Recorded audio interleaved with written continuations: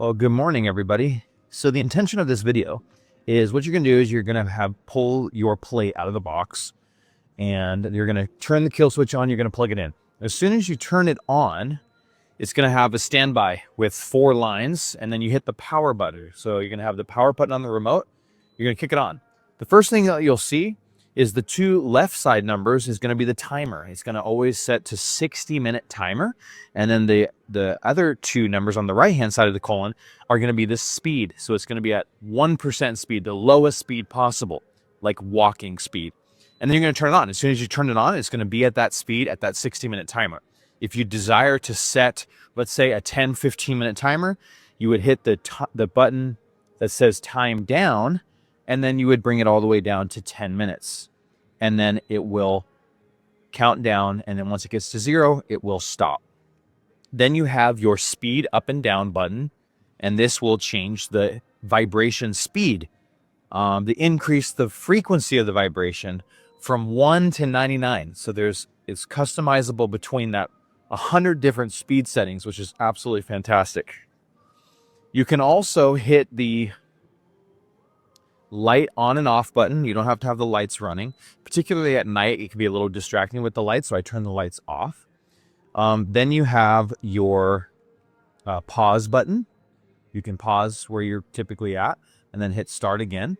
The mode button is important because that will take it from 1% to 20%, then to 50%, and then to 100%. It's just a way to expedite the speeds and get to a higher speed, a desired higher speed quicker. And then you can bring them back down, hit the speed down button to bring it back down to that 1% speed again. Then you have this little magnifying glass button. It's called the query button.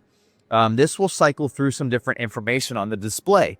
So the display, the first numbers will show obviously the timer and the speed, like I said at the start. And then you can also track your progress by mileage. So let's say, I want to do 2 miles on my Vibra Tec. Then you can set that. And then after 2 miles, you can clearly see that you've done 2 miles and you can stop.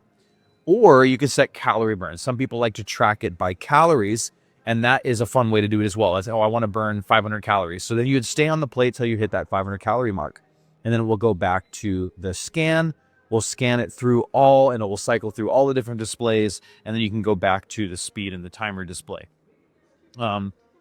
If you're on one of those other settings, it will still remain on your countdown, whatever timer you have set and whatever speed you're on. And that is the basic functionality of how you're going to use your remote control. Now, remember, a lot of people get confused about this. The sensor is on the top of the remote. You have to point directly down at the sensor right down here on the remote. Now, everything is also on the display. All the buttons that you see on your remote are also down here on the actual unit itself. So don't worry if you misplace this, you can still run your plate. I'm showcasing this and doing this demonstration in a sit-down position. Obviously, you'd want to work your way up to the standing position.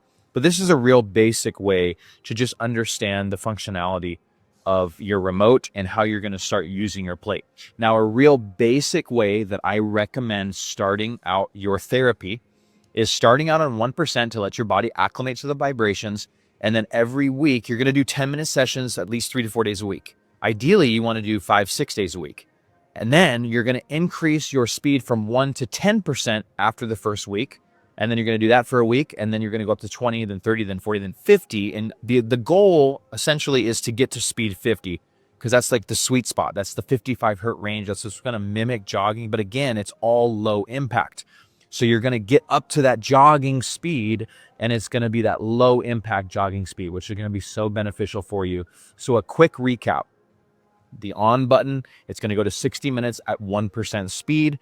You're going to click it on. It's going to immediately start vibrating at the lowest speed. If you want a higher speed, click the plus button on the speed side. You're going to go up in speed until you hit that speed 50 mark. And this is what speed 50 feels like. You can even try it right now. Go to speed 50 and see what that feels like. If it's a little bit too much for you, then bring it down 20% or so.